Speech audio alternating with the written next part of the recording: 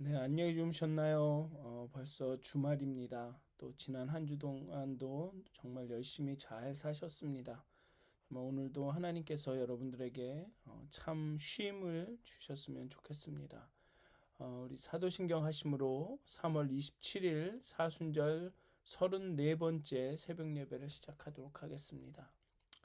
전능하사 천지를 만드신 하나님 아버지를 내가 믿사오며 그 외아들 우리 주 예수 그리스도를 믿사오니 이는 성령으로 잉태하사 동정녀 마리아에게 나시고 본디오 빌라도에게 고난을 받으사 십자가에 못 박혀 죽으시고 장사한 지 사흘 만에 죽은 자 가운데서 다시 살아나시며 하늘에 오르사 전능하신 하나님 우편에 앉아 계시다가 저희로서 산 자와 죽은 자를 심판하러 오시리라. 성령을 믿사오며 거룩한 공회와 성도가 서로 교통하는 것과 죄를 사해 주시는 것과 몸이 다시 사는 것과 영원히 사는 것을 믿사옵나이다. 아멘. 찬송가 499장 함께 찬양하겠습니다. 찬송가 499장입니다. 통합으로는 277장입니다. 찬송가 499장 흑암에 사는 백성들을 보라 함께 찬양하도록 하겠습니다. 찬송가 499장입니다.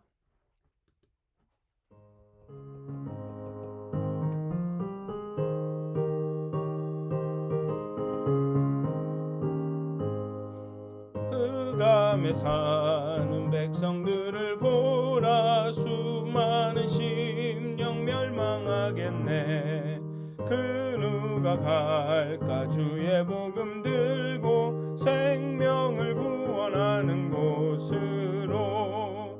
큰 권세 주께 있으니 큰 권세 주께 있으니 너는 가서 주의 복음 전하라. 주가 너 항상 지키리라. 구원의 문은 넓게 열렸으니 십자가 군병 일어나거라. 너희의 힘을 하나로 뭉쳐서 죄악의 쇠사슬을 끊어라. 큰 권세 주께 있으니 큰 권세 주께 있으니 너는 가서 주의 복음 전하라. 주가 너 항상 지키리라. 너는 멸망길을 가려느냐 주 음성 듣고 응답하여라. 널 구원하려 예수 죽었으니 생명의 참된 복음 전하라. 큰 권세 주께 있으니 큰 권세 주께 있으니 너는 가서 주의 복음 전하라. 주가 너 항상 지키리라. 온 천하 만민 승리의 그날에 영광과 찬송 주께 드리네. 속죄함 입어 구원받았으니 기쁘게 할렐루야 부르세. 큰 권세 주께 있으니 큰 권세 주께 있으니 너는 가서 주의 복음 전하라. 주가 너 항상 지키리라. 아멘. 495장 한 장 더 찬양하시겠습니다. 찬송가 495장입니다. 찬송가 495장 익은 곡식 거둘 자가 없는 이때 한 장 더 찬양하시겠습니다.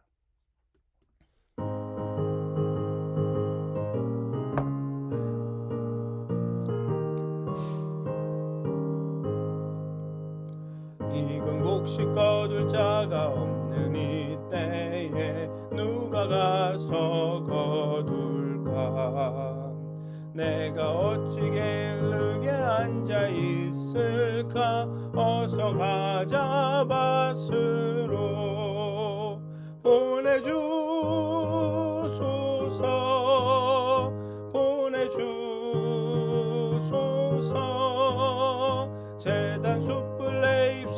수레되니 어찌 그저 할까. 주여 나 보내주소서. 주가 두루 다니시며 일꾼 부르나 따르는 자 적도다. 보라 주의 사랑하는 익은 곡식을 어서 거두러 가자. 보내주소서 보내주소서.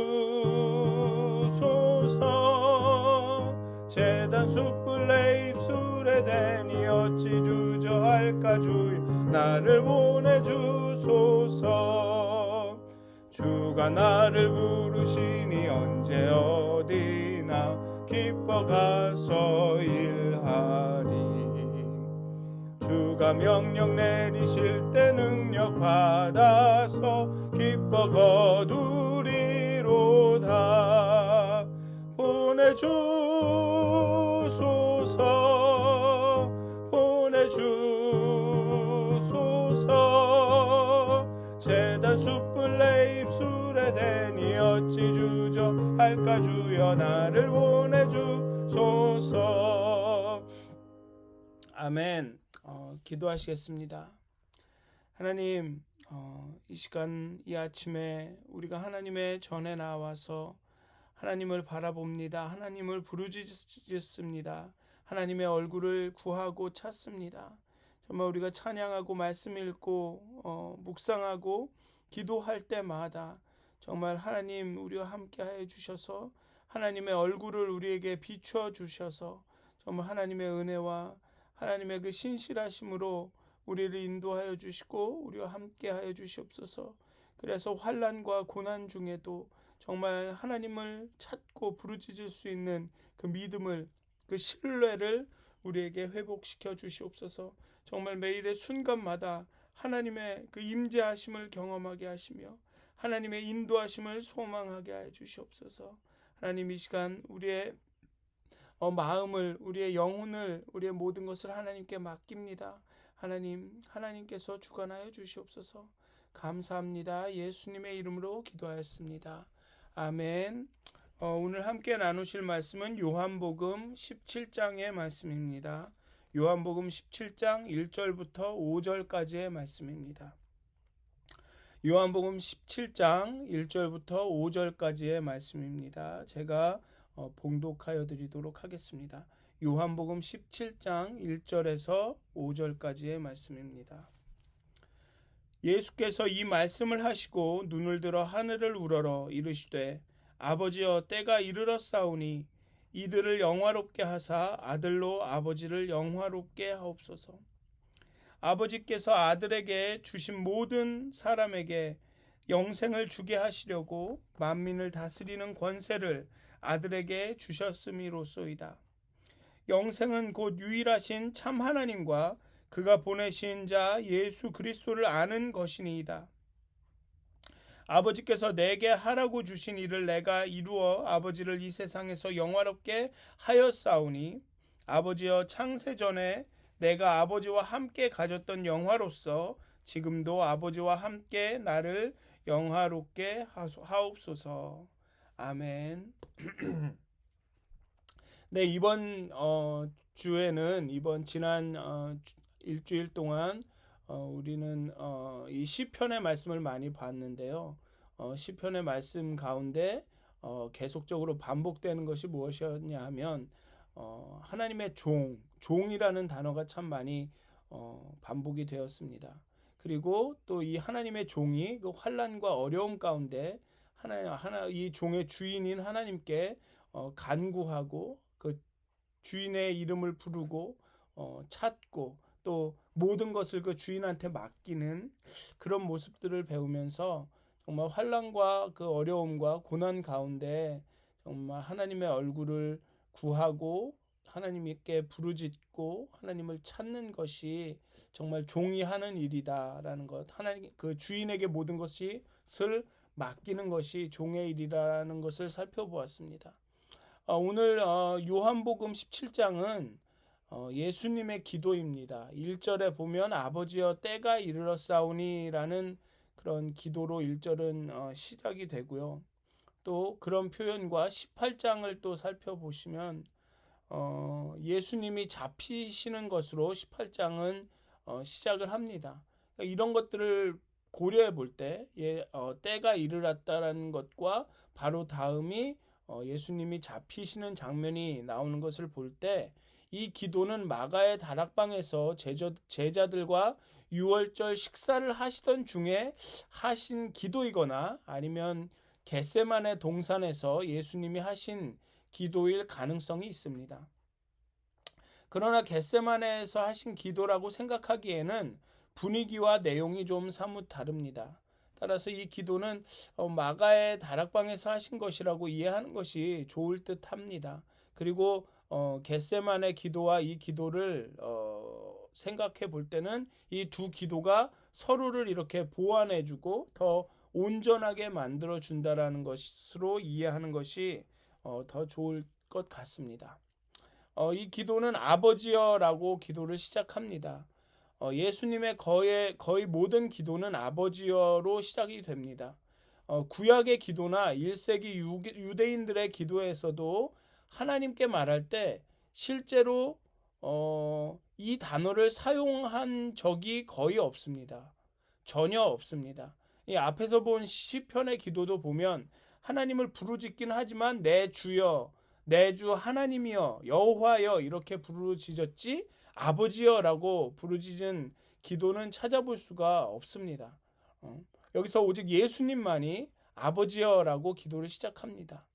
아버지여, 아바라는 이 단어는 사랑하는 나의 아버지, 아빠라는 뜻으로 전능하신 하나님에게 사용하기에는 너무 친밀한 표현이라고 여겼기 때문에 유대인들이나 구약의 1세기 유대인들이나 구약에 나오는 사람들은 이 아바라는 아버지라는 단어를 하나님께 사용하지 않았습니다. 그러나 예수님은 끊임없이 아버지여라는 말을 사용합니다. 이는 예수님이 하나님 아버지와 아주 독특한 친밀한 그런 관계를, 그런 친밀한 감정을 지니고 있다는 것으로 생각해야 합니다. 정말 그런 아버지와 예수님과 아버지 하나님과의 관계를, 그 친밀한 관계를 아주 의미심장하게 드러내고 있는 것이죠. 우리가 하나님 아버지라고 부르며 기도할 때는 이러한 친밀감을 근거로 기도하고 있음을 좀 명심해야 할 것 같습니다. 그냥 아버지는 직책이나 직위를 나타내는 그냥 호칭이 아닙니다. 이 아버지라는 단어는 단순한 호칭이 아니라 이 관계와 그 정서를, 그런 어떤 마음을 규정하는 외침입니다. 그러니까 우리가 기도할 때 하나님 아버지라고 부를 때는 정말 우리 마음 가운데 그런 아버지에 대한 그런 친밀함과 아버지에 대한 신뢰가 이렇게 있으면서 부르짖어야 한다는 거죠. 제 아이들이 아빠라고 부를 때는 도움이 필요하거나 아니면 무언가 함께 나누고 싶은 것이 있거나 아니면 자신이 한 일을 칭찬받고 확인하고 싶을 때 저를 부릅니다. 아빠라고 부릅니다. 그리고 아버지로서 저는 그 아빠 소리만 들어도 얘가 왜 부르는구나라는 것을 어느 정도는 좀 이렇게 느낌이 올 때가 있습니다. 그러니까 하나님 아버지를 부를 때 우리는 그러한 친밀함으로, 그런 관계의 기초에서 불러야 된다는 것입니다. 그래서 앞으로 기도하실 때 아버지, 하나님 아버지라고 부르신다면 정말 우리 마음속 깊은 곳에서 그런 그런 정서가, 그런 친밀함이 이렇게 함께 하면서 기도하실 수 있으면 좋겠습니다. 그런 친밀함을 신뢰하면서 그런 관계에 의지해서 기도하셨으면 좋겠습니다. 아마도 예수님의 이 아버지여는 앞으로 자신이 수행해야 할 사역에 대한 어떤 상의를 위한, 하나님과 상의하고 싶은 마음, 또 혹은 앞으로 자신이 수행해야 할 사역에 대한 그런 확인을 받기 위한 그런 부름이었을 것 같습니다. 아버지여 아들을 영화롭게 하사 아들로 아버지를 영화롭게 하게 하옵소서. 다시 말하면 아버지를 영화롭게 할 수 있도록 아들을 영화롭게 하옵소서. 아들이 예수가 영화롭게 되는 방법은 십자가의 죽음입니다. 그러면 어떻게 십자가의 그 잔혹한 처형이 아버지 하나님을 영화롭게 할 수가 있겠습니까? 예수님의 십자가의 죽음이 사람들에게 영생을 가져오기 때문에 그 때문에 아버지 하나님이 영화롭게 되는 것입니다. 그리고 이 영생은 그저 죽음이 폐기되고 영원히 존재하는 것, 영원히 사는 것만을 의미하는 것이 아닙니다. 그러한 의미라면 영생을 주신다라는 것은 하나님이 주시는 그 구원의 완성이 아니라 구원의 시작이 되는 것입니다. 왜냐하면 영원히 사는 것은 어떤 의미가 있는 것이라는 질문을 할 수 있기 때문입니다. 단순히 그냥 우리의 생명이 물론 변화된 존재로서의 우리의 생명이겠죠. 그런 우리의 생명이 영원히 된다라는 것이 과연 어떤 의미가 있는가? 어떤 목적이 있는가라는 질문을 할 수 있다라는 것입니다. 그냥 영원히 산다. 그냥 100살, 200살 이렇게 오래 사는 거하고 어떤 의미가 있는지라는 질문이 있기 때문입니다. 예수님은 오늘의 본문에서 영생은 그냥 단순하게 우리의 존재가 영원히 지속된다라는 게 아니라 영생은 곧 유일하신 참 하나님과 그가 보내신 자 예수 그리스도를 아는 것이라고 말합니다. 헬라어나 히브리어에서 안다라는 동사가 단순한 정보나 지식을 소유한다라는 것이 아니라 어떤 관계나 경험의 측면을 강조하는 것이라고 하면 누구를 안다라는 것은 그 사람과 아주 깊은 관계가 있다라는 것이나 아니면 그 사람과 함께 살면서 그 사람의 모든 것들을 경험해 봤다라는 것을 말한다는 것이죠. 그래서 그렇게 여기서 안다라는 표현이 그런 경험이나 그런 관계를 강조하는 것이라고 생각한다면 영생이 유일하신 참 하나님과 그가 보내신 자 예수 그리스도를 아는 것이라고 말했기 때문에 영생은 성부와 성자와의 깊은 관계, 그 친밀한 관계를 통한 그런 친밀함의 상태를 의미한다고 볼 수도 있습니다. 따라서 영생은 우리의 존재가 우리의 생명이 시간적으로 영원히 존재한다, 영원히 지속된다라는 뜻뿐만 아니라 우리의 그런 그 영원히 지속되는 그 존재의 질도 의미하는 것입니다. 즉 하나님과 그리스도와의 그런 친밀한 관계가 영원히 지속된다라는 것이죠. 다른 말로 하면 오늘 지금 우리가 여기서 누리는 하나님과의 그 친밀한 그 관계가 영원과 연결돼서 계속 된다라는 것입니다. 그렇게 해서 우리가 바로 오늘 이곳에서 그 영생을 누릴 수 있다라는 것입니다. 단순히 우리가 죽은 다음에 우리가 변화돼서 천국에서 영원히 산다라는 그 영생이 아니라 바로 지금 이 땅 가운데서도 하나님과 그 친밀한 관계 속에서 예수 그리스도와 그 친밀한 관계 속에서 그 영생을 누리고 있다라는 것이죠.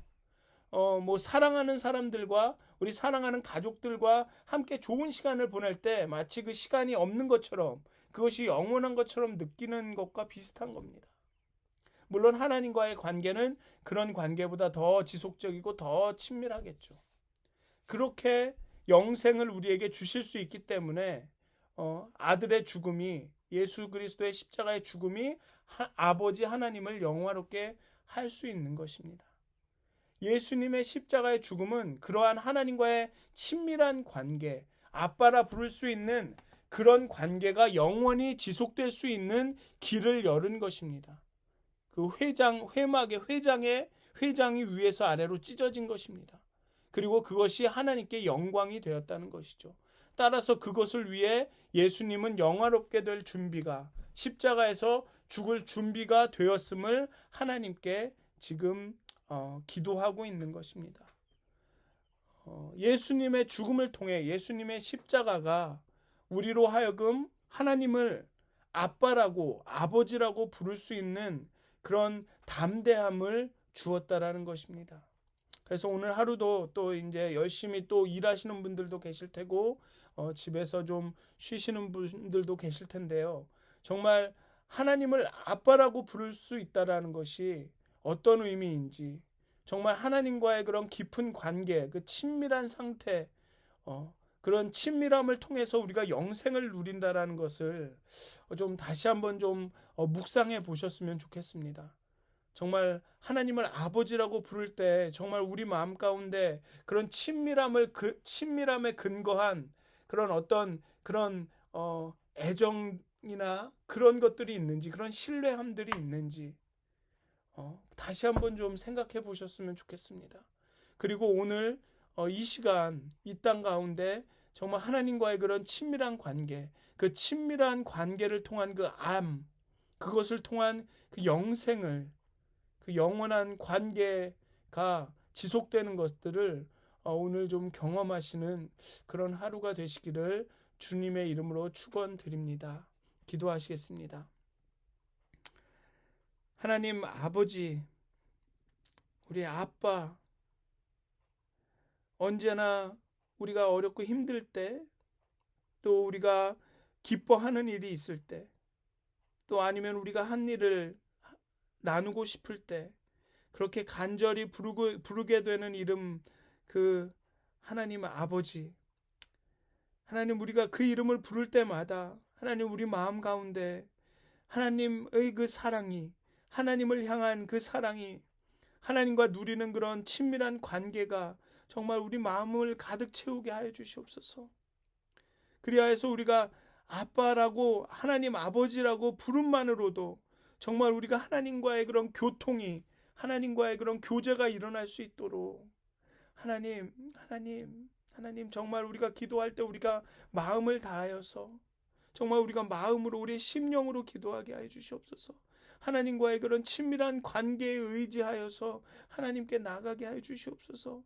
정말 그런 하나님과의 교제함, 하나님과의 그런 가까움, 그런 친밀함, 그것을 통해서 오늘 이 자리에서 하나님이 우리에게 주시는 그 영생을, 그 영원한 만남을, 영원한 함께함을 누리게 하여 주시옵소서.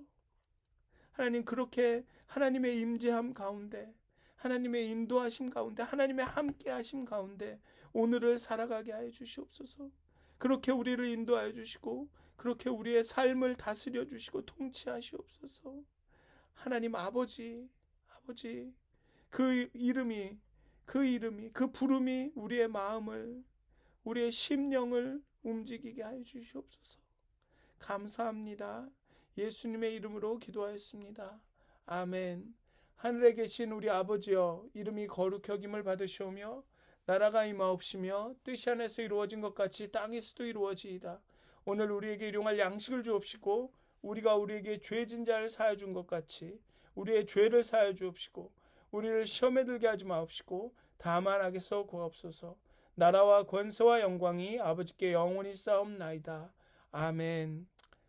평안한 하루 되시길 기도합니다.